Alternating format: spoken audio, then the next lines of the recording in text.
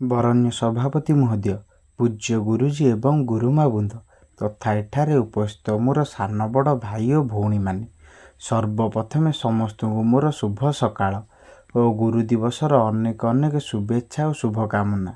ଆଜି ହେଉଛି ସେପ୍ଟେମ୍ବର ମାସ 5 ତାରିଖ ଓ ଆମେ ପବିତ୍ର ଗୁରୁ ଦିବସ ପାଳନ କରୁଛେ।